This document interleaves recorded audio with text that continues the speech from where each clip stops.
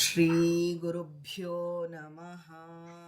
ಶಾಂತಾಕಾರಂ ಭುಜಗಶಯನಂ ಪದ್ಮನಾಭಂ ಸುರೇಶಂ ವಿಶ್ವಾಧಾರಂ ಗಗನಸದೃಶಂ ಮೇಘವರ್ಣಂ ಶುಭಾಂಗಂ ಲಕ್ಷ್ಮೀಕಾಂತಂ ಕಮಲನಯನೈ ಯೋಗಿಭಿರ್ಧ್ಯಾನಗಮ್ಯಂ ವಂದೇ ವಿಷ್ಣುಂ ಭವಭಯಹರಂ ಸರ್ವಲೋಕೈಕನಾಥಂ. ನಿಮ್ಮೆಲ್ಲರ ಹೃದಯದಲ್ಲಿ ಅನುಗ್ರಹಪೂರ್ವಕವಾಗಿ ಕುಳಿತಿರ್ತಕ್ಕಂತಹ ಸಮಸ್ತ ಗುರು ಪರಂಪರೆಗೆ, ಸಮಸ್ತ ಋಷಿ ಪರಂಪರೆಗೆ ಪ್ರತ್ಯೇಕವಾದ ವಂದನೆಗಳನ್ನು ಸಲ್ಲಿಸ್ತಾ, ಪರಮ ಭಾಗವತರನ್ನು ಕೊಂಡಾಡುವುದು ಪ್ರತಿದಿನವೂ ಎಂಬ ಶೀರ್ಷಿಕೆಯಲ್ಲಿ ನಾವು ಋಷಿ ಮುನಿಗಳ ಋಷಿಕೆಯರ ಆತ್ಮೋದ್ಧಾರದ ಚರಿತ್ರೆಯನ್ನು ಕೇಳ್ತಾ ಬರ್ತಾ ಇದ್ದೇವೆ. ಈಗ ಋಷಿ ಮುನಿಗಳಲ್ಲಿ ಆಗ ವರಶಾಪಗಳು ಬಂದಾಗ ಅವರ ಚಿಂತನೆಗಳು ಹೇಗಿತ್ತು ಅನ್ನೋದನ್ನು ನಾವಿವಾಗ ಯಥಾಮತಿಯಾಗಿ ತಿಳಿಯೋಣ. ಅದಕ್ಕೂ ಮುಂಚೆ ನಾವು ಮೊನ್ನೆ ತಿಳಿದಿದ್ವಿ ತೀರ್ಥ ಅನ್ನೋ ಶಬ್ದಕ್ಕೆ ಏನು ಅರ್ಥ. ಯಾಕೆಂದರೆ ನಮಗೆ ವರಶಾಪಗಳು ಬಂದಾಗ ಈಗ ನಮ್ಮನ್ನು ಪವಿತ್ರ ಮಾಡೋದು ಗಂಗಾ ನದಿ ಅನ್ನೋದಷ್ಟೇ ನಮ್ಮ ತಲೆಯಲ್ಲಿ. ನದಿಗಳು ಪವಿತ್ರತಮ ತೀರ್ಥಗಳು ಅಂದರೆ ನದಿ ಅಷ್ಟೇ ನಮಗೆ. ಆದರೆ ರಾಯರ ಸ್ತೋತ್ರ ಹೇಳುವಾಗ ನಮಗೆ ಬರುತ್ತೆ ನೋಡಿ, ಸರ್ವತೀರ್ಥ ಫಲಾವಾಪ್ತಿ ಯಥಾಶಕ್ತಿ ಪ್ರದಕ್ಷಿಣಂ. ಆಗ ನಮ್ಗನ್ಸುತ್ತೆ ತೀರ್ಥ ಅಂತಂದ್ರೆ ಗಂಗಾದಿ ತೀರ್ಥಗಳು ಅಂತ ಅನ್ಕೊಂಡಿದ್ವಿ. ಆದರೆ ತೀರ್ಥ ಅನ್ನೋದಕ್ಕೆ ಎಷ್ಟು ಅರ್ಥಗಳಿದೆ ಒಂದು ಶಾಸ್ತ್ರದಲ್ಲಿ ಅಂದಾಗ, ತೀರ್ಥ ಅಂದ್ರೆ 3 ಬಗೆಯ ತೀರ್ಥಗಳಿದೆ. ಒಂದು ಸ್ಥಾವರ ತೀರ್ಥ, ನಾವೆಲ್ಲ ಏನು ಗಂಗಾ ಯಮುನಾ ಸರಸ್ವತಿ ಅಂತ ಹೇಳಿ ಆ ಒಂದು ನದಿಯನ್ನ ನೋಡ್ತೇವೆ, ಪುಷ್ಕರ ನೈಮಿಷಾರಣ್ಯ ಬದರಿ ಅಂತ ಏನು ಎಲ್ಲವನ್ನ ಹೇಳ್ತೇವೆ, ಸ್ಥಾವರ ತೀರ್ಥ ಅದು. ಆ ಸ್ಥಾವರ ತೀರ್ಥವನ್ನೇ ನಾವು ಹೆಚ್ಚಾಗಿ ಮನಸ್ಸಿನಲ್ಲಿ ತೆಗೆದುಕೊಳ್ತೇವೆ. ಆದರೆ ಜಂಗಮ ತೀರ್ಥಗಳು ಇರ್ತವೆ. ಜಂಗಮ ತೀರ್ಥಗಳು ಯಾರು ಅಂದ್ರೆ ಋಷಿಮುನಿಗಳು, ವೇದ ಕಾಲದ ಋಷಿಮುನಿಗಳು. ಅಲ್ಲಿ ತೀರ್ಥಂ ಕುರ್ವಂತಿ ತೀರ್ಥಾನಿ ಅಂತ ಹೇಳ್ತಾರೆ. ಅಲ್ಲಿ ವಿದುರ ತೀರ್ಥಯಾತ್ರೆಗೆ ಹೊರಟ ಅಂತ ಭಾಗವತದಲ್ಲಿ ಬರುತ್ತೆ.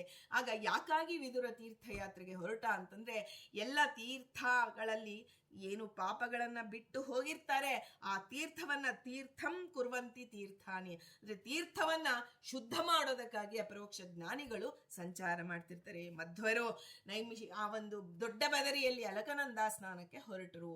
ಅಲ್ಲಿ ಗಂಗಾದಿ ತೀರ್ಥಗಳು ಪ್ರಾರ್ಥನೆ ಮಾಡ್ಕೊಳ್ತವೆ, ಸ್ವಾಮಿ ನಮ್ಮಲ್ಲಿ ಬಂದು ನೀವು ಒಮ್ಮೆ ಅವಗಾಹನೆ ಮಾಡಿ, ನೀವು ನಮ್ಮನ್ನು ಪವಿತ್ರ, ನಾವು ಎಲ್ಲರನ್ನ ಪವಿತ್ರ ಮಾಡಿದ್ರೆ ಆದರೆ ನಮ್ಮನ್ನ ಪವಿತ್ರ ಮಾಡೋರು ನೀವು ಅಂತ ಹೇಳಿ ಪ್ರಾರ್ಥನೆ ಮಾಡ್ಕೋತಾರೆ. ಮಧ್ವರು, ಜಯತೀರ್ಥರು, ಹೀಗೆ ಎಲ್ಲ ಅಪರೋಕ್ಷ ಜ್ಞಾನಿಗಳು, ಗುರುಗಳು ನಮಗೆ ಜಂಗಮ ತೀರ್ಥ. ಜಂಗಮರು ಅಂದ್ರೆ ನಾವು ಲಿಂಗಾಯತರು ಅಂತ ತಿಳಿಬಾರದು. ಇಲ್ಲಿ ಜಂಗಮ ಅಂದ್ರೆ ಓಡಾಡುವಂತಹ ತೀರ್ಥ ಅಂದ್ರೆ ಚೇತನ ತೀರ್ಥಗಳು. ಇವರೆಲ್ಲ ಇಂತಹ ಚೇತನ ತೀರ್ಥಗಳ ಬಗ್ಗೆ ನಾವು ತಿಳಿತಾ ಇದ್ದೀವಿ. ಅಂದ್ರೆ ತೀರ್ಥ ಪ್ರಬಂಧದಲ್ಲಿ ವಾದಿರಾಜರು ಕೇವಲ ನಮಗೆ ಗಂಗಾದಿ ತೀರ್ಥಗಳನ್ನಷ್ಟೇ ಹೇಳಿಲ್ಲ, ಅಲ್ಲಿ ಬಂದಾಗ ಆ ಸ್ಥಾವರ ತೀರ್ಥಗಳಷ್ಟೇ ಅಲ್ಲ, ಜಂಗಮ ತೀರ್ಥಗಳ ಬಗ್ಗೆನೂ ಅವರು ಉಲ್ಲೇಖ ಮಾಡಿದ್ದಾರೆ. ಆ ದೃಷ್ಟಿಯಿಂದ ನಾವು ಅದನ್ನು ನೋಡಿದಾಗ ಬಹಳವಾಗಿ ಮನಸ್ಸಿಗೆ ಸಂತೋಷ ಆಗತ್ತೆ. ಜೊತೆಗೆ ಮಾನಸ ತೀರ್ಥ, ಹೇಗೆ ಜಂಗಮ ತೀರ್ಥದವರು ಮಾನಸ ತೀರ್ಥ ಅಂದ್ರೆ ಅವರು ಎಂತೆಂಥ ಒಳ್ಳೆಯ ಗುಣಗಳನ್ನು ಅಳವಡಿಸಿಕೊಂಡಿರ್ತಾರೆ ಅಂದ್ರೆ ಸತ್ಯ, ಕ್ಷಮೆ, ಇಂದ್ರಿಯ ನಿಗ್ರಹ, ಇದೆಲ್ಲ ನಮಗೆ ಮಹಾಭಾರತದಲ್ಲಿ ಬರುತ್ತೆ. ಯಾರಲ್ಲಿ ಈಗ ನಾವು ಸತ್ಯ ಧರ್ಮರತ ಯಚ ಅಂತ ಹೇಳ್ತೀವಿ ರಾಯರಿಗೆ, ಆ ಸತ್ಯ ಅನ್ನೋದು ಒಂದು ತೀರ್ಥ, ಧರ್ಮ ಅಂದು ಅವರ ಸತ್ಯವನ್ನ, ಅವರ ಧರ್ಮಾನುಷ್ಠಾನವನ್ನ ನೆನಪಿಸಿಕೊಂಡಷ್ಟು, ಮನಸ್ಸಿಗೆ ತಂದುಕೊಂಡಷ್ಟು ನಾವು ಆ ಪಾಪಗಳ, ಈಗ ಗಂಗಾದಿ ತೀರ್ಥದಲ್ಲಿ ಸ್ನಾನ ಮಾಡಿದರೆ ಒಂದು ಸ್ವಲ್ಪ ಸಮಯ ಆಗತ್ತೆ ಪಾಪಗಳು ಹೋಗೋದಕ್ಕೆ. ದರ್ಶನ ದೇವ ಸಾಧವ, ಸಾಧುಗಳ ದರ್ಶನವಾಯಿತು ಅಂದ್ರೆ ನಮ್ಮ ಪಾಪಗಳು ಕ್ಷಣ ಮಾತ್ರದಲ್ಲಿ ಸುಟ್ಟು ಭಸ್ಮವಾಗತ್ತೆ ಅಂತ ಭಾಗವತ ನಮಗೆ ಹೇಳ್ತಾ ಇದೆ. ಸಾಲಿ ದರ್ಶನ ದೇವ ಸಾಧವ. ಅದಕ್ಕೆ ನಾವು ಗುರುಗಳನ್ನ ನಮಸ್ಕಾರ ಮಾಡುವಾಗ ನಾವು ಹೇಳ್ತೀವಿ, ಒಂದು ಗಂಗಾ ಸ್ನಾನಕ್ಕೆ ನೀವು ಹೋಗಬೇಕಾ, ಗುರುಗಳ ದರ್ಶನಕ್ಕೆ ಹೋಗಬೇಕಾ ಅಂದ್ರೆ ತಾರತಮ್ಯದಲ್ಲಿ ನಮಗೆ ಗೊತ್ತಿರಬೇಕು. ಗುರುಗಳ ದರ್ಶನದಿಂದ ನಮಗೆ ತೀರ್ಥದ ಸ್ನಾನದ ಒಂದು ಫಲವೂ ನಮಗೆ ಬರುತ್ತೆ. ಅಂದರೆ ನಮಗೆ ನಾವು ಪ್ರತಿನಿತ್ಯ ಏನು ಮಾಡ್ತೇವೆ ಅದರಲ್ಲಿ ದೃಢತೆ ಬೇಕು. ಯಾವುದೇ ಆಗಲಿ, ನಾವು 10 ಜನಗಳು ಮಾಡುವ ಧರ್ಮಾಚರಣೆಯನ್ನು ನೋಡ್ತಾ ಅವರು ಇದನ್ನು ಮಾಡ್ತಿದ್ದಾರೆ ನಾವು ಮಾಡೋಣ, ಇವರು ಇದನ್ನು ಮಾಡ್ತಾರೆ ನಾವು ಮಾಡೋಣ ಅಂತ ಅಂದ್ಕೊಂಡು ಕೊನೆಗೆ ನಮ್ಮದಾಗಿ ಯಾವುದರಲ್ಲೂ ದೃಢತೆ ಕಾಣದೆ ಒದ್ದಾಡ್ತಾ ಇದ್ದೇವೆ. ಆದರೆ ಅಲ್ಲಿ ಮಹಾಭಾರತ ಹೇಳುತ್ತೆ ಸತ್ಯತೀರ್ಥಂ ಕ್ಷಮಾತೀರ್ಥಂ. ಅಲ್ಲಿ ತೀರ್ಥಂ ಇಂದ್ರಿಯ ನಿಗ್ರಹ. ಎಲ್ಲಿ ನೋಡಿ ಜ್ಞಾನಿಗಳಲ್ಲಿ ಇವೆಲ್ಲವನ್ನ ಕಾಣ್ತೇವೆ. ಇಲ್ಲಿ ಸತ್ಯವನ್ನ ಮಾತಾಡ್ತಿರ್ತಾರೆ, ಕ್ಷಮೆಯನ್ನ ಮಾಡ್ತಿರ್ತಾರೆ. ಈಗ ನಾವು ವರಶಾಪಗಳಲ್ಲಿ ಯಾಕೆ ಇದನ್ನು ಬಂತು ಅಂದ್ರೆ, ವರಶಾಪಗಳು ಯಾವಾಗ ಆಗತ್ತೆ ನೋಡಿ. ವರ ಅಂದ್ರೆ ಏನೋ ತುಂಬಾ ಮೆಚ್ಚಿಸಿದಾಗ ವರ ಬರುತ್ತೆ, ಶಾಪ ಅಂದ್ರೆ ಕೋಪ ಬಂದಾಗ ಶಾಪ ಕೊಡ್ತಾರೆ ಅಂತ. ಹಾಗಲ್ಲ, ನಮಗೆ ನಮ್ಮನ್ನ ಸರಿದಾರಿಗೆ ಕರೆದುಕೊಂಡು ಬರಲು ಈ ವರಶಾಪಗಳು ನಮ್ಮನ್ನ ಆ ಒಂದು ಭಗವಂತನೇ ಅದರ ಮೂಲಕ ಬಂದು ನಮ್ಮನ್ನ ಉದ್ಧರಿಸ್ತಾ ಇದ್ದಾನೆ ಅಂತ ತಿಳಿಬೇಕು. ಅಲ್ಲಿ ಅಲ್ಲಿ ಜ್ಞಾನಿಗಳು ಕ್ಷಮೆಯನ್ನ ಮಾಡಿಲ್ಲ ಅಂದಿದ್ರೆ, ಇವತ್ತು ನನ್ನ ತಂದೆ ತಾಯಿಗಳು ನಾವು ಮಾಡಿದ ತಪ್ಪುಗಳೆಲ್ಲವನ್ನು ಕ್ಷಮಿಸಿ ನಮ್ಮನ್ನು ಒಂದು ರೀತಿಯಲ್ಲಿ ಹಂತಕ್ಕೆ ತರಲಿಲ್ಲ ಅಂದಿದ್ರೆ, ನಾವು ತಪ್ಪು ಮಾಡಿದ್ರೆ ನಮಗೆ ನಾವು ಮನಸ್ಸಿನಲ್ಲಿ ಕಣ್ಣು ಮುಚ್ಚಿಕೊಂಡು ನೋಡೋಣ. ಎಷ್ಟು ತಪ್ಪುಗಳು ನಮಗೆ ಗೊತ್ತಿಲ್ಲದೆ ಬೇಡ, ಗೊತ್ತಿದ್ದು ಎಷ್ಟು ತಪ್ಪುಗಳನ್ನ ಮಾಡಿದ್ದೇವೆ. ಆದರೆ ತಾಯಿಯಾದವಳು ಅಯ್ಯೋ 10 ಜನಕ್ಕೆ ತಿಳಿಯೋದು ಬೇಡ ನನ್ನ ಮಗು ಮಾಡುವಂತಹ ತಪ್ಪು ಅಂತ ಹೇಳಿ ಆ ಮಗುವಿಗೆ ಹೇಳ್ತಾಳೆ, ತಾನು ಈ ರೀತಿಯ ತಪ್ಪು ಮಾಡಬೇಡ ಮಗು, ಈ ರೀತಿಯಾಗಿ ನೀನು ಹೋಗಬೇಕು ಅಂತ ಹೇಳಿ ಎಷ್ಟು ಸಲ ನಮ್ಮನ್ನ ಕ್ಷಮಿಸಿ ನಮ್ಮನ್ನ ಮತ್ತೆ ತನ್ನ ಮಗುವನ್ನಾಗಿ ಪ್ರೀತಿ ಮಾಡಿದ್ದಾಳೆ. ಅಂದ ಮೇಲೆ ನಮಗೆ ಜ್ಞಾನಿಗಳು ಅಷ್ಟೇ, ನಾವು ಪ್ರತಿನಿತ್ಯ ಅದೇ ತಪ್ಪನ್ನ ಮಾಡ್ತಾ ಇರ್ತೀವಿ, ಆದರೂ ಮತ್ತೆ ಮತ್ತೆ ನಮಗೆ ಒಂದು ಜ್ಞಾನದ ಇದನ್ನ ಕೊಡಬೇಕು ಅಂತ ಬರ್ತಾ ಇದ್ದಾರೆ. ಹೀಗೆ ಅಮ್ಮ ರಮಾಮಣಿ ಅಮ್ಮ ಮ್ಯೂಟ್ ಮಾಡ್ಕೋತೀರಾ ಅಮ್ಮ? ಮ್ಯೂಟ್ ಮಾಡ್ಕೋತೀರಾ ರಮಾಮಣಿ ಅಮ್ಮ?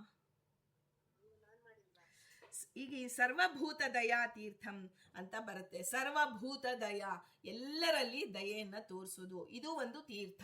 ಇದನ್ನ ನಾವು ಕಂಡಾಗ, ಜ್ಞಾನಿಗಳಲ್ಲಿ ಇಂತಹ ಗುಣವನ್ನ ಕಂಡಾಗ, ನಾವು ಒಂದು ತೀರ್ಥದಲ್ಲಿ ಗಂಗಾದಿ ತೀರ್ಥಗಳಲ್ಲಿ ಸ್ನಾನ ಮಾಡಿದಾಗ ನಾವು ಮಾಡುವುದೇಕೆ? ಪುಣ್ಯಲೋಭಿಗಳು, ಒಂದು ಪುಣ್ಯ ಬರಬೇಕು, ಪಾಪ ಹೋಗ್ಬೇಕು, ಎರಡೂ ರೀತಿಯಲ್ಲಿ ನಮಗೆ ಆಸೆ ಇರುತ್ತೆ.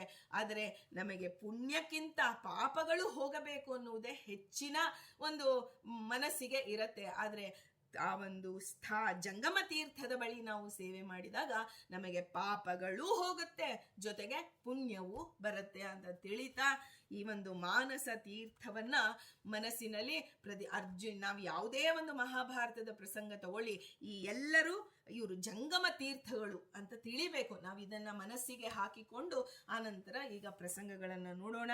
ಮಹಾಭಾರತದ ಆದಿ ಪರ್ವದಲ್ಲಿ ಬರುತ್ತೆ ಈ ಪ್ರಸಂಗ. ಅರ್ಜುನ ಒಮ್ಮೆ ಸೌಭದ್ರ ತೀರ್ಥ ಅಂತ ಹೇಳಿ ಅದರಲ್ಲಿ ಸ್ನಾನ ಮಾಡಬೇಕು ಅಂತ ಹೇಳಿ ಇಳಿತಾನೆ. ಆಗ ಕೂಡಲೇ ಅವನಿಗೆ ಒಂದು ಮೊಸಳೆ ಬಂದು ಅವನ ಕಾಲುಗಳನ್ನ ಭದ್ರವಾಗಿ ಹಿಡಿದು ಬಿಡತ್ತೆ. ಆ ಹಿಡಿತದಿಂದ ತಾನು ಬಿಡಿಸ್ಕೋಬೇಕು ಅಂತ ಎಷ್ಟೆಲ್ಲ ಪ್ರಯತ್ನ ಮಾಡ್ತಾನೆ, ಆದ್ರೆ ನೀರಿನಲ್ಲಿ ಮೊಸಳೆಗೆ ಬಲ ಜಾಸ್ತಿ. ಅದರಿಂದ ನೀರಿನಲ್ಲಿ ಇಳಿದಿದ್ದಾನೆ ಅರ್ಜುನ. ಆ ಸ್ವಕ್ಷೇತ್ರದಲ್ಲಿ ಯಾವತ್ತೂ ಅಷ್ಟೇ, ನಮ್ಮ ಕ್ಷೇತ್ರದಲ್ಲಿ ನಮಗ್ ಬಲ ಜಾಸ್ತಿ, ಆ ಒಂದು ನೀರಿನಲ್ಲಿ ಮೊಸಳೆಗೆ ಬಲವಿದೆ.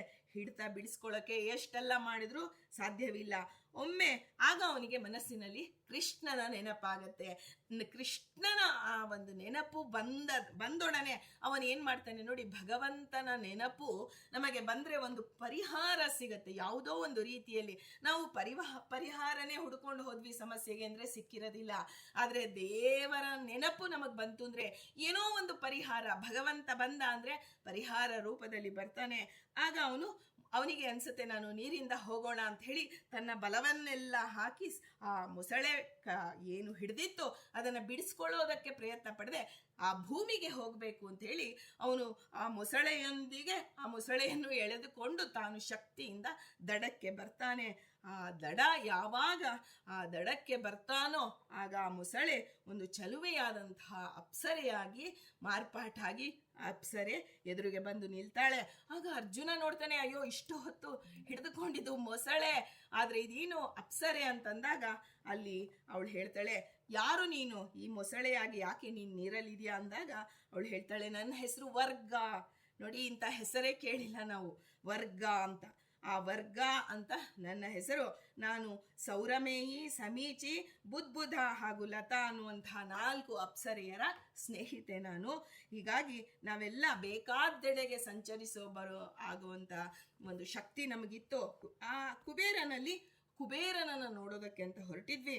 ದಾರಿಯಲ್ಲಿ ನಮಗೆ ಒಬ್ಬ ಸುಂದರವಾದಂತಹ ತಪಸ್ವಿಗಳು ನೋಡಿ, ತಪಸ್ವಿಗಳು, ಸುಂದರವಾದಂತಹ ತಪಸ್ವಿಗಳು ಅಂತ ಅಲ್ಲಿ ಬರೀತಾರೆ. ಆದ್ರೆ ಸುಂದರ ಅಂದ್ರೆ ಏನಿದೆ, ಅಂತಹ ಕಾಂತಿಯುಕ್ತವಾದಂತಹ ಸೌಂದರ್ಯ ಅನ್ನೋದು ಕೇವಲ ಆ ದೇಹದ ಸೌಂದರ್ಯ ಅಲ್ಲ, ಒಳಗಡೆ ಅವರಿಗೆ ಆ ಸಾಧನೆಯ ಸೌಂದರ್ಯ ಒಂದು ಬಂದಿತ್ತು. ಅಂತಹ ತಪಸ್ವಿಯನ್ನ ನೋಡಿದ್ವಿ. ಅವರು ತಪಸ್ಸಿನಲ್ಲಿ ಅವರ ಪಾಡಿಗೆ ಅವರು ಮೈಮರ್ತಿದ್ರೆ ನಾವೇನ್ ಮಾಡಿದ್ವಿ, ಆ ತಪಸ್ಸಿಗೆ ವಿಘ್ನ. ಈ ಒಂದು ಮಕ್ಕಳಂತೆ ತಪಸ್ಸಿಗೆ ವಿಘ್ನ ಮಾಡಬೇಕು. ಈಗ ತಂದೆ ತಾಯಿ ಏನೋ ಒಂದು ಜಪ ಮಾಡ್ತಾ ಇರ್ತಾರೆ ಅನ್ಕೊಳ್ಳಿ, ಆಗಲೇ ಮಗು ಓಡಿ ಬಂದು, ಅದಕ್ಕೆ ಪಾಪ ಅಜ್ಞಾನದಿಂದ ಬರುತ್ತೆ, ಆದ್ರೆ ಅದರ ಒಂದು ಸ್ವಭಾವ ಅದು. ಹಾಗೆ ಆ ಒಂದು ತಪಸ್ಸಿನಲ್ಲಿ ತಡೆ ಉಂಟು ಮಾಡಬೇಕು ಅಂತ ನಾವು ಹೇಗೆ ಈ ಮೊಸಳೆ ಹೇಗೆ ಹಿಂಗೆ ಬಂದು ಅದು ತಕ್ಷಣ ಹಿಡಿಯತ್ತೆ ಅಂದ್ರೆ, ಒಂದು ಸಲ ಈಗ ಪ್ರಯತ್ನ ಪಟ್ಟು ಹಿಡಿಯೋದಿಲ್ಲ ಮೊಸಳೆ, ಸೀದಾ ಬಂದು ನಿಮಗೆ ಗೊತ್ತೇ ಆಗಿಲ್ಲ ಭಗ್ಗಂತ ಹೇಗೆ ಹಿಡಿಯತ್ತೋ ಹಾಗೆ ತಪಸ್ವಿಯ ಹತ್ತಿರ ಹೋಗಿ ನಾವು ಅವನ ತಪಸ್ಸಿಗೆ ವಿಘ್ನವನ್ನ ಉಂಟು ಮಾಡಬೇಕು ಅಂತ ಹೋದ್ವಿ. ಆಗ ನಮ್ಮ ತಪಸ್ವಿ ಕಣ್ಣೆತ್ತು ನೋಡಿಲ್ಲ ನಮ್ಮನ್ನ, ಆದರೆ ನಮ್ಮ ನಾಲ್ಕನೆಯವಳು ಹಾಗೆ ಮಾಡಿದಾಗ ಅವರಿಗೆ ಆ ತಪಸ್ಸಿಗೆ ವಿಘ್ನ ಉಂಟಾಯಿತು.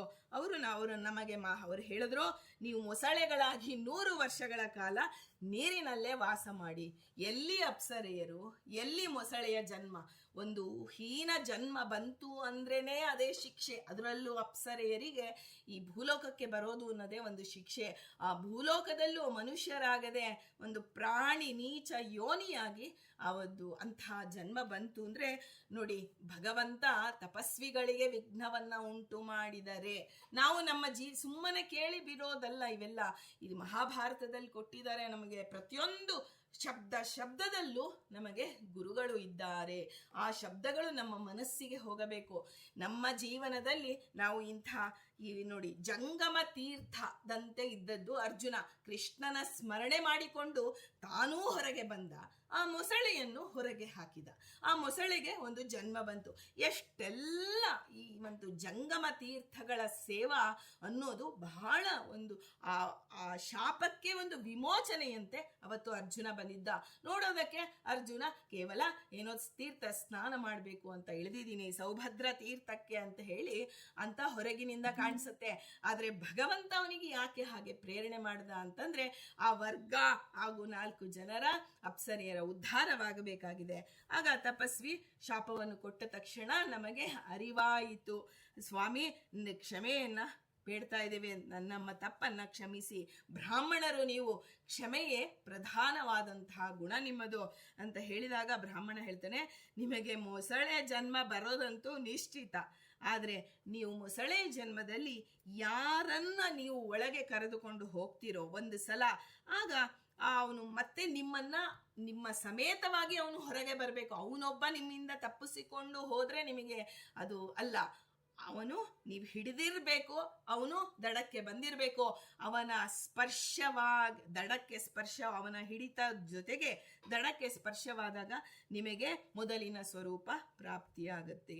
ನೋಡಿ, ಈಗೆಲ್ಲ ಆಗ ಅವರೇ ಅವತ್ತೇ ಹೇಳ್ಬಿಡ್ತಾರೆ, ಇದನ್ನ ನಾರಿ ತೀರ್ಥ ಅಂತ ಹೇಳಿ ಅದು ಪ್ರಸಿದ್ಧವಾಗಲಿ. ನೀವು ಏನು ಅಪ್ಸರೆಯರು ವಾಸ ಮಾಡಿ ಮೊಸಳೆಯ ಜನ್ಮದಲ್ಲಿ ಮಾಡಿದ್ರಲ್ಲ, ಇದು ನಾರಿ ತೀರ್ಥವೆಂದು ಸಕಲ ತೀರ್ಥಗಳ ಸನ್ನಿಧಾನ ಅದರಲ್ಲಿ ಬರಲಿ, ಪುಣ್ಯಪ್ರದನ ಪಾವನ ತೀರ್ಥವಾಗಲಿ ಅದು ಅಂತ ಹೇಳಿ ಅವರು ವಿಶಾಪವನ್ನು ಆ ಬ್ರಾಹ್ಮಣ ಕೊಡ್ತಾರೆ.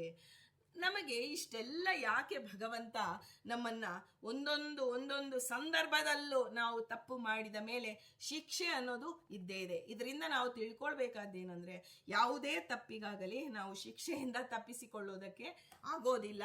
ಆದರೆ ಹರಿನಾಮ ಸ್ಮರಣೆಯಿಂದ ಆ ಶಿಕ್ಷೆಯೂ ನಮಗೆ ರಕ್ಷೆಯಾಗಿ ಸೇವೆಯಾಗಿ ಪರಿಣಾಮವಾಗುತ್ತೆ ಅಂತ ತಿಳಿಬೇಕು. ಹೀಗೆ ವರ್ಗಾಳ ಕೋರಿಕೆ, ಸ್ವಾಮಿ ನೀವು ನನ್ನನ್ನು ಉದ್ಧಾರ ಮಾಡಿದಂತೆ ಇನ್ನೂ 4 ಜನರು ಮೊಸಳೆಯಾಗಿದ್ದಾರೆ, ಅವರನ್ನು ಉದ್ಧಾರ ಮಾಡಿ ಅಂತ ಹೇಳಿ ಕೋರ್ಕೋತಾಳೆ. ಆಗ ಅರ್ಜುನ ಉಳಿದ 4 ಜನ ಆ ಏನು ಮೊಸಳೆಯಾಗಿ ಅಲ್ಲಿ ಬಿದ್ದಿದ್ರು ಅದನ್ನ ಹೊರಗೆ ಕರೆದುಕೊಂಡು ಬಂದು ಅವರು ಅಪ್ಸರೆಯ ರೂಪಕ್ಕೆ ಬರ್ತಾರೆ. ಬಂದು ಅರ್ಜುನನಿಗೆ ವಂದಿಸ್ತಾರೆ. ಆಗ ಅರ್ಜುನ ಹೇಳ್ತಾನೆ, ಕೃಷ್ಣನ ದಯದಿಂದ ಹೀಗೆ ಸಾಧ್ಯವಾಯಿತು ಅಂತ ತಿಳಿರಿ.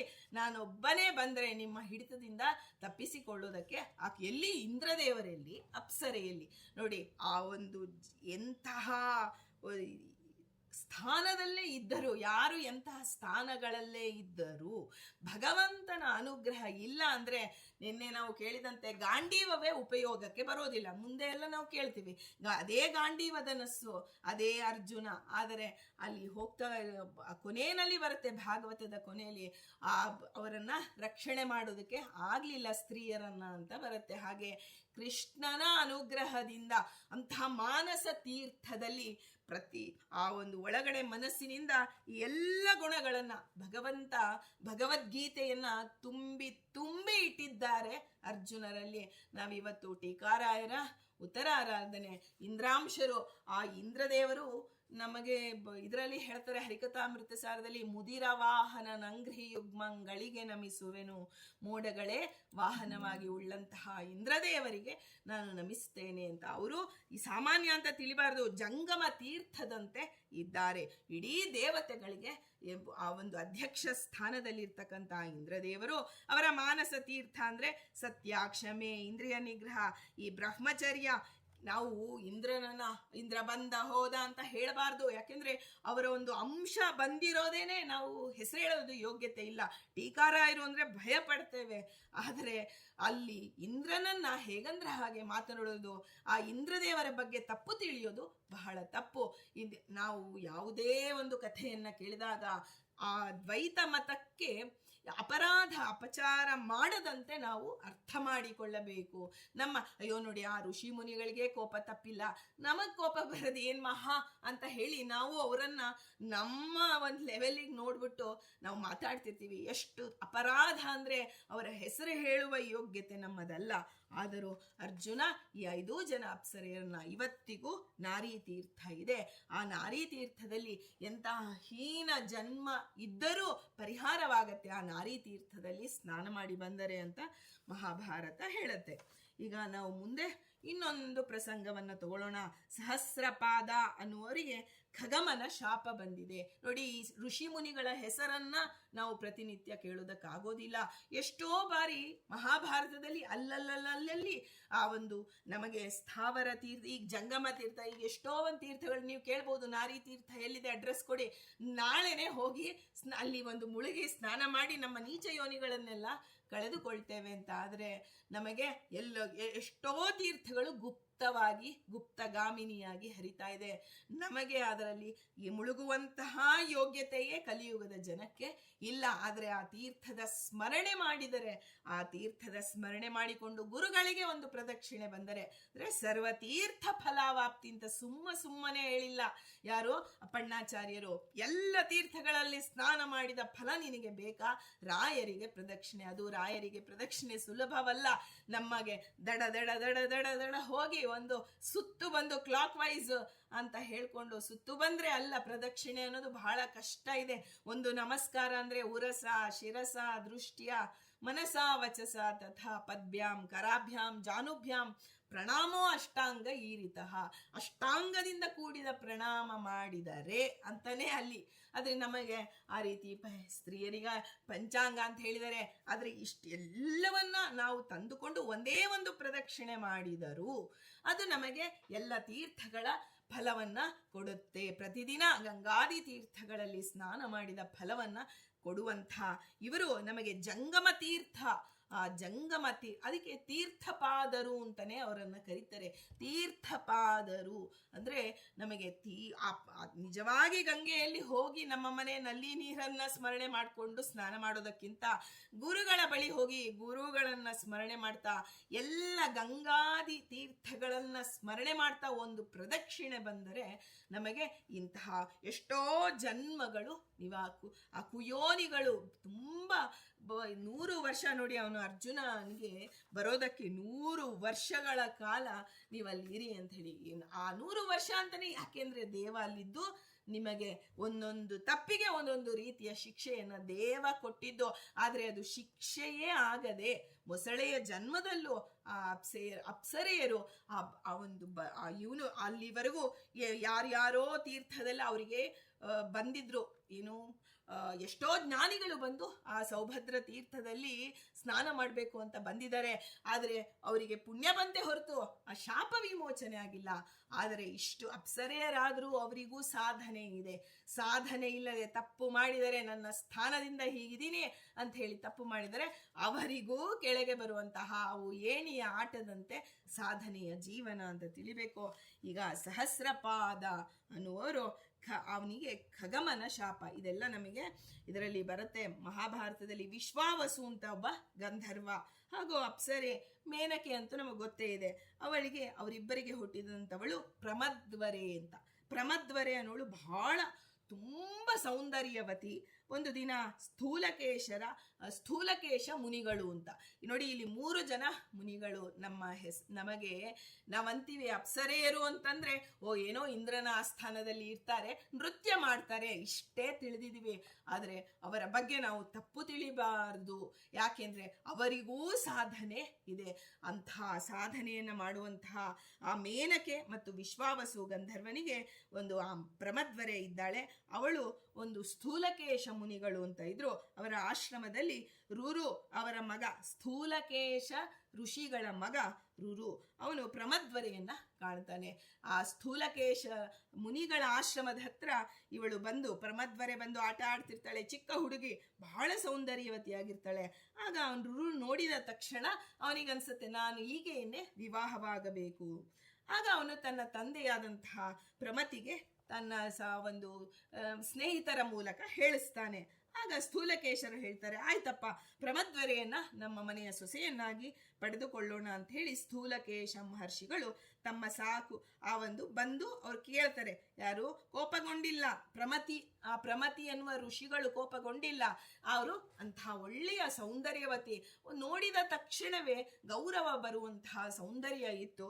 ಆಗ ಅವರು ಬಂದು ಅಲ್ಲಿ ಸ್ಥೂಲಕೇಶ ಮುನಿಗಳು ಅವರು ಇಲ್ಲಿ ನೋಡಿ, ಹುಟ್ಟಿದ್ದು ಯಾರಿಗೆ? ವಿಶ್ವಾವಸು ಗಂಧರ್ವ ಹಾಗೂ ಮೇನಕೆಯರ ಮಗಳು ಅವಳು. ಆದ್ರೆ ಸಾಕಿದ್ದು ಸ್ಥೂಲಕೇಶ ಮಹರ್ಷಿಗಳು. ನಾವೇನು ಶಾಕುಂತಲೆ ಬಗ್ಗೆ ಕೇಳ್ತೀವಲ್ಲ, ಹಾಗೆ ಇಲ್ಲಿ ಸ್ಥೂಲಕೇಶ ಮಹರ್ಷಿಗಳು ತಮ್ಮ ಸಾಕು ಮಗಳನ್ನ ಆ ರುರುವಿಗೆ ಕೊಡ್ತೇನೆ ಅಂತ ಹೇಳಿ, ಅವಾಗೆಲ್ಲ ವಾಗ್ನಿಶ್ಚಯ ಅಷ್ಟೇ.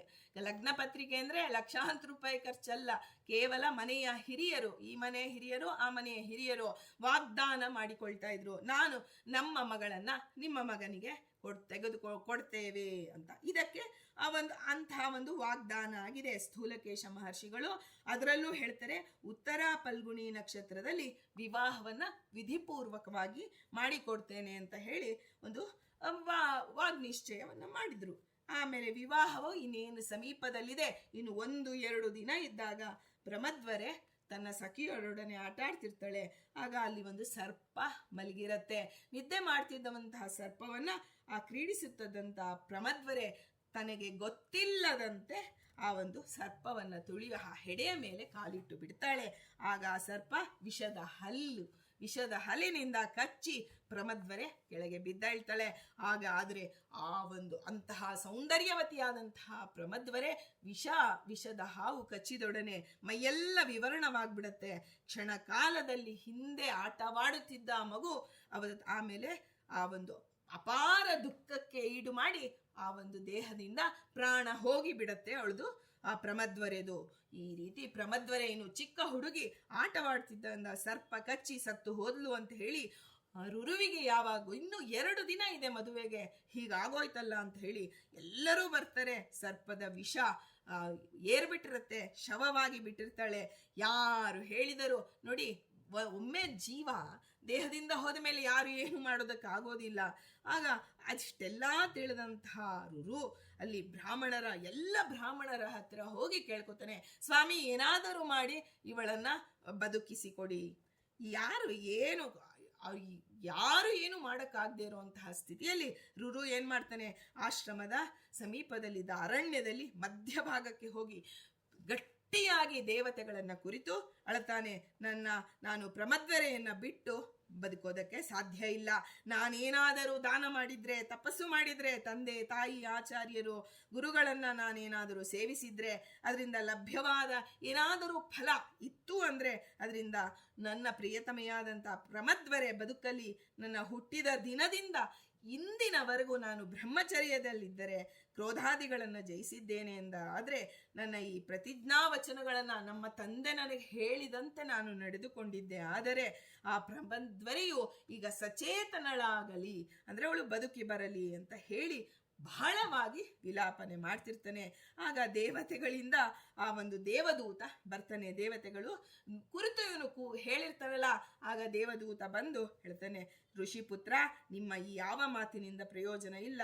ಲೋಕದಲ್ಲಿ ಹುಟ್ಟಿದಂತಹ ಮಾನವರು ಒಮ್ಮೆ ಅವರ ಆಯುಷ್ಯ ಕಳೆದು ಹೋಯಿತು ಅಂದರೆ ಮತ್ತೆ ಬದುಕಲು ಸಾಧ್ಯವೇ ಇಲ್ಲ. ಅದರಿಂದ ಈ ಗಂಧರ್ವ ಅಪ್ಸರೆಯರ ಪುತ್ರಿಯಾದಂತಹ ಆ ಪ್ರಮದ್ವರೆಗೂ ಆಯುಷ್ಯ ತೀರಿದೆ. ಅದರಿಂದ ದಯಮಾಡಿ ನೀನು ನಿನ್ನ ಮನಸ್ಸಿನಲ್ಲಿ ದುಃಖವನ್ನು ಇಟ್ಟುಕೊಳ್ಬೇಡ. ಆದರೆ ಮಹರ್ಷಿಯೇ, ನೀನು ಹೇಳಿದಂತಹ ಎಲ್ಲ ವಚನಗಳನ್ನು ದೇವತೆಗಳು ಕೇಳಿದ್ದಾರೆ. ಆ ದೇವತೆಗಳು ಇದಕ್ಕೊಂದು ಉಪಾಯವನ್ನು ಸೂಚನೆ ಮಾಡಿದ್ದಾರೆ. ಆದರೆ ಆ ಉಪಾಯದಂತೆ ನೀನು ನಡೆತೀನಿ ಅಂದರೆ ಪ್ರಮದ್ವರೆ ಬದುಕ್ತಾಳೆ. ಆಗ ಅವನು ಹೇಳ್ತಾನೆ, ಏನಾದರೂ ಆಗಲಿ ಅದಕ್ಕೆ ನಾನು ಒಪ್ಪಿಕೊಳ್ತೇನೆ. ಆದರೆ ಏನು ಆ ಉಪಾಯ ಅಂದಾಗ, ಋಷಿಪುತ್ರ, ನಿನ್ನ ಜೀವಿತದ ಅರ್ಧ ಆಯುಷ್ಯವನ್ನ ನೀನು ಪ್ರಮದ್ವರೆಗೇನಾದರೂ ಕೊಡ್ತೀನಿ ಅಂದರೆ ಅವಳು ಬದುಕಬಹುದು. ಆಗ ಕ್ಷಣ ಮಾತ್ರದಲ್ಲಿ ನಾನು ನನ್ನ ಆಯುಷ್ಯದ ಅರ್ಧ ಭಾಗವನ್ನ ಈಗಾಗಲೇ ನೀನು ಹೇಳುವ ಇನ್ನೂ ಆ ಒಂದು ಏನು ಮಾತನ್ನ ಮುಗಿಸುವ ಮುಂಚೆ ಅವನು ಹೇಳ್ತಾನೆ, ನನ್ನ ಅರ್ಧ ಆಯುಷ್ಯವನ್ನ ನಾನು ಕೊಟ್ಟು ಬಿಟ್ಟಿದ್ದೇನೆ, ದಯಮಾಡಿ ಅವಳು ನನಗೆ ಬರಲಿ ಎಂದಾಗ, ಅಲ್ಲಿ ನೋಡಿ ಅದು ಹೇಳಿದ ತಕ್ಷಣ ಆಗಿಲ್ಲ. ದೇವದೂತ ಹೋಗಿ ಪ್ರಮದ್ವರೆಯ ನಿಜ ಪಿತೃವಾದಂತಹ ಗಂಧರ್ವರಾಜನ ಆ ವಿಶ್ವಾವಸು ಎಲ್ಲರೂ ಹೋಗ್ತಾರೆ ಯಮಧರ್ಮರಾಜನ ಬಳಿ. ಹೋಗಿ, ಧರ್ಮರಾಜ, ಇಲ್ಲಿ ನಾವು ದೇವತೆಗಳು ಹೇಳಿದಂತಹ ಒಂದು ಉಪಾಯ ಇದು ನೀನು ಸೂಕ್ತವೆಂದು ಪರಿಗಣಿಸುವುದಾದರೆ ರುರುವಿನ ಆ ಒಂದು ಪ್ರಮದ್ವರೆಗೆ ಆ ರುರುವಿನ ಆಯುಷ್ಯದ ಅರ್ಧ ಭಾಗವನ್ನ ಕೊಡುವಂತೆ ಆಗಲಿ. ಆಗ ಯಮದೇವರು ಹೇಳ್ತಾರೆ, ಆಯಿತು ಎಲ್ಲ ದೇವತೆಗಳ ಆಶಯ ಅಂತಂದ ಮೇಲೆ ಆಯಿತು ಅಂತ ಹೇಳಿ ರುರುವಿನ ಅರ್ಧ ಆಯುಷ್ಯವನ್ನ ಆ ಜೀವದಿಂದ ಈ ಆಯುಷ್ಯವನ್ನು ನೋಡಿ, ನಮಗೆ ಗೊತ್ತಿದ್ದು ವಿಜಯದಾಸರು ಗೋಪಾಲದಾಸರಿಗೆ ಆಜ್ಞೆ ಮಾಡಿದ್ದಾರೆ. ಗೋಪಾಲದಾಸರು ತಮ್ಮ ಆಯುಷ್ಯವನ್ನ ಜಗನ್ನಾಥದಾಸರಿಗೆ ಕೊಟ್ಟರು ಅಂತ. ಆದರೆ ಹಿಂದೆಯೇ ನಡೆದು ಹೋಗಿದೆ. ಇದೆಲ್ಲ ಋಷಿ ಮುನಿಗಳು ಏನನ್ನ ಬೇಕಾದರೂ ಮಾಡಲು ಸಮರ್ಥರಿರ್ತಾರೆ ಅಂದಮೇಲೆ ದೇವತೆಗಳು ಸಮರ್ಥರಿರೋದಿಲ್ವೇ? ಹಾಗೆ ರುರುವಿನ ಅರ್ಧ ಆಯುಷ್ಯವನ್ನ ಅವಳು ಪ್ರಮದ್ವರೆ ಪಡೆದುಕೊಳ್ತಾಳೆ. ಅದಾದ ಮೇಲೆ ಅವರ ವಧೂವರರ ಪಿತೃಗಳು ಸ್ಥೂಲಕೇಶ ಋಷಿಗಳು ಹಾಗೂ ಪ್ರಮತಿಗಳು ಈ ಇಬ್ಬರೂ ಸೇರಿ ಆ ಒಂದು ಶುಭವಾದ ಅದೇ ಲಗ್ನದಲ್ಲಿ ಒಂದು ರುರು ಮತ್ತು ಪ್ರಮದ್ವರೆಯ ವಿವಾಹವನ್ನ ನೆರವೇರಿಸ್ತಾರೆ. ಇಷ್ಟೆಲ್ಲ ಆದ ಮೇಲೆ ಏನಾಗತ್ತೆ, ರುರುವಿನ ಮನಸ್ಸಿನಲ್ಲಿ ಆ ನೋವು ಅತ್ಯಂತವಾಗಿ ನೋವು ಪಟ್ಟಿದ್ನಲ್ಲ, ಅದು ಚೆನ್ನಾಗಿ ಅವನ ಮನಸ್ಸಿನಲ್ಲಿ ಕುಳಿತು ಬಿಡುತ್ತೆ. ಯಾವುದೇ ಸರ್ಪ ನೋಡಲಿ ಭಯಂಕರವಾದಂತಹ ಕೋಪ ಬರ್ತಿರುತ್ತೆ. ಆ ಕ್ಷಣ ಮಾತ್ರದಲ್ಲಿ ಆ ಸರ್ಪವನ್ನ, ನನ್ನ ಪ್ರಿಯತಮೆಯನ್ನ ಈ ಸಾಯಿಸಿದಂತಹ ಸರ್ಪ ಜಾತಿಯನ್ನೇ ನಾನು, ನನ್ನ ಕಣ್ಣಿಗೆ ಯಾವುದೇ ಸರ್ಪ ಕಾಣಲಿ ನಾನು ಸಾಯಿಸ್ತೇನೆ ಅನ್ನುವಂತಹ ಆ ಸರ್ಪದ ವಂಶವನ್ನೇ ನಾಶ ಮಾಡ್ತೀನಿ ಅಂತ ಹೇಳಿ ಒಂದು ವ್ರತ ಮಾಡ್ತಾನೆ. ಆ ಸರ್ಪಗಳನ್ನು ಅವನು ನೋಡ್ತಿದ್ದಂಗೆ ತನ್ನ ಹೆಂಡತಿಯ ಒಂದು ಆಯುಷ್ಯವನ್ನ ನೀನು ಹೀರಿದೆ ಅಲ್ವಾ, ಕೋಪ ಬಂದಿರತ್ತೆ ನೋಡಿ. ಈ ಕೋಪ ಬಂದಾಗ ಮನುಷ್ಯನ ಬುದ್ಧಿ ಹಿಡಿತದಲ್ಲಿರಲ್ಲ. ಆಗ ಅವನಿಗೆ ಕೋಪ ಉಲ್ಬಣಿಸ್ತಾ ಇತ್ತು. ಒಂದು ಸರ್ಪ ನೋಡಿದ್ರೆ ಆ ಒಂದು ಎಂತೆಂಥ ಸರ್ಪಗಳ ಬಾಲವನ್ನು ಹಿಡಿದು ಯಥಾಶಕ್ತಿ ಗರ ಗರ ತಿರುಗಿಸಿ ನೆಲದ ಮೇಲೆ ಅಪ್ಪಳಿಸಿ ಕೊಂದು ಬಿಡ್ತಿದ್ದ ಅವನು ರುರು. ಹೀಗೆ ಬ್ರಾಹ್ಮಣನಾದಂತಹ ರುರುವಿಗೆ ಸರ್ಪದೋಷಗಳು ಎಷ್ಟು ಆ ಸರ್ಪಗಳನ್ನು ಕೊಂದು ಸರ್ಪದೋಷ ಬಂದು ಬಿಡತ್ತೆ. ಆಗ ಅವನು ಒಮ್ಮೆ ಏನಾಗಿದೆ, ಒಂದು ಅರಣ್ಯವನ್ನ ಪ್ರವೇಶ ಮಾಡಿ ಹೋಗ್ತಾ ಇರ್ತಾನೆ. ಅಲ್ಲಿ ಒಂದು ದಾರಿಯಲ್ಲಿ ಒಂದು ವಯಸ್ಸಾದ ದುಂಡುಬ ಅನ್ನುವಂತಹ ಜಾತಿಯ ಒಂದು ಸರ್ಪ. ನೋಡಿ, ನಮಗೆ ಸರ್ಪ ಅಂತ ಗೊತ್ತಷ್ಟೇ, ಆದರೆ ಅದು ಯಾವ್ಯಾವ ಅದರಲ್ಲೂ ಜಾತಿಗಳಿದೆ.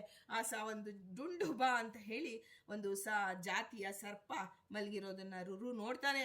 ಆ ರುರು ನೋಡಿದ ತಕ್ಷಣ ಮತ್ತೆ ಇದನ್ನು ನಾನು ಕೊಲ್ಲಬೇಕು ಅಂದಾಗ ಅದು ಮಾತನಾಡುತ್ತೆ. ಆ ಸರ್ಪ ಮಾತನಾಡಿ ಹೇಳುತ್ತೆ, ನಾನು ನಿನಗೆ ಯಾವುದೇ ರೀತಿಯಲ್ಲಿ ಅಪರಾಧ ಮಾಡಿಲ್ಲ, ನಾನು ನಿನ್ನ ಕಚ್ಚಿಲ್ಲ, ಕೋಪಾವೇಶದಿಂದ ನೀನು ಯಾಕೆ ನನ್ನನ್ನು ಕೊಲ್ಲಬೇಕು ಅಂತ ಬರ್ತಿದ್ಯಾ ಅಂದಾಗ ರುರು ಹೇಳ್ತಾನೆ, ನಿರಪರಾಧಿನಿಯಾಗಿದ್ಲು ನನ್ನ ಹೆಂಡತಿ ಪ್ರಿಯತಮೆ ಪ್ರಮದ್ವರೆಯನ್ನ ಈ ಸರ್ಪ ಕಚ್ಚಿತು, ಅದರಿಂದ ನಾನು ಅವತ್ತಿನಿಂದ ಮನಸ್ಸಿಗೆ ಬಹಳ ರೋಷ ಇದೆ ನನಗೆ ಅಂತೆಲ್ಲ ಹೇಳಿಕೊಳ್ತಾನೆ.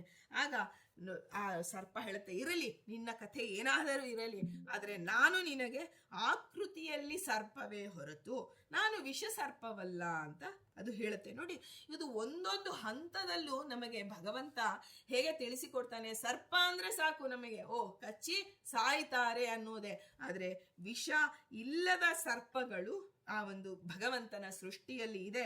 ಅದರಿಂದ ನನ್ನಿಂದ ಹಾಗೂ ನನ್ನ ಜಾತಿಯವರಿಂದ ಈ ಡುಂಡುಬ ಜಾತಿಯ ಸರ್ಪದಿಂದ ಯಾವತ್ತೂ ನಿಮಗೆ ತೊಂದರೆ ಆಗೋದಿಲ್ಲ. ನಾವು ವಿಷ ಸರ್ಪವಲ್ಲ, ಅದರಿಂದ ವಿವೇಚನೆ ತಂದುಕೋ, ನಮ್ಮನ್ನ ಕೊಲ್ಲುವುದು ಧರ್ಮವಲ್ಲ ಅಂತ ಹೇಳಿ ಆ ಡುಂಡುಬ ಜಾತಿಯ ಸರ್ಪಗಳನ್ನ ಹಿಂಸೆ ಮಾಡಬೇಡ ಅಂತ ಹೇಳುತ್ತೆ.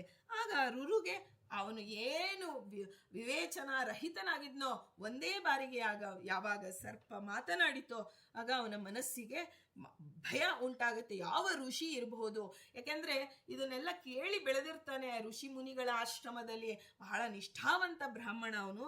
ಆಗ ಆ ಡುಂಡುಬ ಆ ಒಂದು ಹಾವಿಗೆ ಆಶ್ವಾಸನೆಯನ್ನ ಕೊಡ್ತಾನೆ, ಆಯ್ತು, ಈ ಹಾವಾಗಿ ಬಂದಿದೆಯಲ್ಲ, ನೀನು ಯಾರು?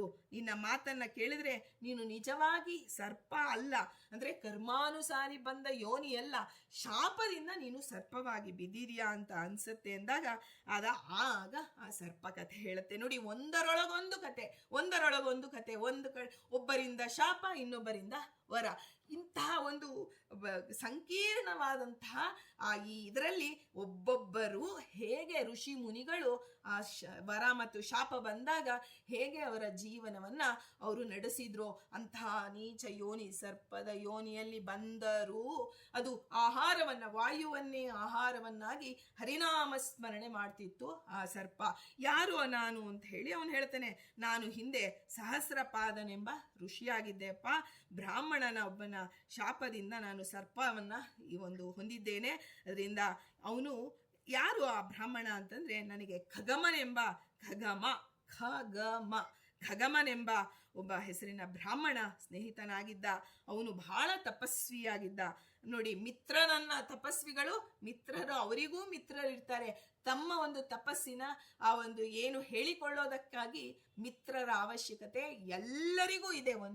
ಯಾವುದೇ ಒಂದು ಯೋನಿಯಲ್ಲಿ ಬಂದರೂ ಸ್ನೇಹ ಅನ್ನೋದು ಬಹಳವಾಗಿ, ಸ್ನೇಹಿತರು, ಸಮಾನ ಮನಸ್ಕರು ಸ್ನೇಹಿತರು ಸಿಗಬೇಕು, ಅದು ಭಗವಂತನ ಅನುಗ್ರಹವಾಗುತ್ತೆ. ಹಾಗೆ ಖಗಮ ಅಂತ ಹೇಳಿ ಒಬ್ಬ ನಮ್ಮ ಸ್ನೇಹಿತ, ಅವನನ್ನ ನಾನು ಯಜ್ಞಕ್ಕೆ ಆಹ್ವಾನ ಕೊಡಬೇಕು ಅಂತ ಹೋಗಿದ್ದೆ. ಆಗ ಖಗಮ ದೈನಂದಿನ ಅಗ್ನಿಹೋತ್ರ ಕಾರ್ಯದಲ್ಲಿ ನಿರತನಾಗಿದ್ದ. ಅಲ್ಲಿ ಆ ದರ್ಭೆಗಳು, ಬ್ರಾಹ್ಮಣರ ಮನೆ ಅಂದಮೇಲೆ ದರ್ಭೆಗಳು ಇದ್ದೇ ಇರತ್ತೆ.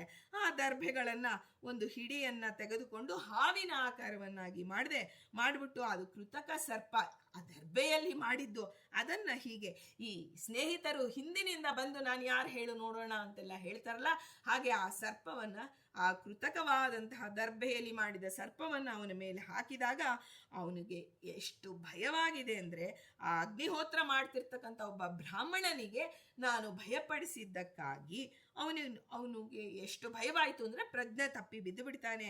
ಅದಾದ್ಮೇಲೆ ಇವನು ಆ ಪ್ರಜ್ಞೆ ತಪ್ಪಿದ ಅವನನ್ನ ಎಲ್ಲ ನೀರನ್ನ ತಂದು ಉಪಚಾರ ಮಾಡಿ ಎಬ್ಬಿಸತಕ್ಕೆ ಹೋದಾಗ ಖಗಮನಿಗೆ ಬಹಳ ಒಂದು ಮನಸ್ಸಿಗೆ ಕೋಪ ಬರುತ್ತೆ. ಅವನು ಸ್ನೇಹಿತನೇ ಆಗಿರಬಹುದು, ಆದರೆ ನನ್ನನ್ನ ನೀನು ಕೃತಕ ಸರ್ಪದಿಂದ ಪ್ರಜ್ಞಾಹೀನನನ್ನಾಗಿ ಮಾಡಿದ್ಯಾ, ಆ ಕಾರಣದಿಂದ ನೀನು ವಿಷರಹಿತವಾದಂತಹ ಸರ್ಪವಾಗಿ ಬೀಳು ಅಂತ ಹೇಳಿ ಅಲ್ಲಿ ಶಾಪ ಕೊಟ್ಟು ಬಿಡ್ತಾನೆ.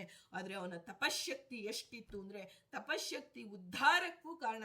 ನಾವೀಗ ಯಾವುದೇ ತಪಸ್ವಿಗಳು ತಪಸ್ಸು ಮಾಡಿದರೂ ಅದು ಕೇವಲ ಅವರಿಗಾಗಿ ಅಲ್ಲ, ಎಷ್ಟೋ ತಪಶಕ್ತಿ ಇನ್ನೊಬ್ಬರ ಉದ್ಧಾರಕ್ಕೂ ಕಾರಣವಾಗುತ್ತೆ. ಅದು ವರವಾಗಲಿ ಶಾಪವಾಗಲಿ, ಅದು ಆ ತಪಶಕ್ತಿಯ ಪ್ರಭಾವದಿಂದ ಇವನಿಗೆ ಎಂದೋ ಬರಬೇಕಾಗಿದ್ದಂತಹ ಸರ್ಪದ ಜನ್ಮ, ಜೊತೆಗೆ ಅದನ್ನು ನೋಡಿಯೇ ಅವನು ಹೇಳ್ತಾನೆ, ವಿಷರಹಿತವಾದಂತಹ ಸರ್ಪವಾಗು. ನೋಡಿ, ಸರ್ಪ ಜಾತಿಗೆ ಬಂದು ಎಷ್ಟೋ ಜನರನ್ನ ಕೊಂದು ಮತ್ತೆ ಕರ್ಮವನ್ನ ಸಂಪಾದನೆ ಮಾಡಿಕೊಳ್ಳೋದು ಬೇಡ. ನೀನು ನನಗೆ ಭಯಪಡಿಸಿದ್ದಕ್ಕಾಗಿ ಎಷ್ಟು ಪಾಪವೋ ಅಷ್ಟೇ ಶಿಕ್ಷೆ ಭಗವಂತ ಕೊಡೋದು. ಅದಕ್ಕಿಂತ ಹೆಚ್ಚು ಕೊಡೋದಿಲ್ಲ, ಕಡಿಮೆಯೂ ಕೊಡೋದಿಲ್ಲ.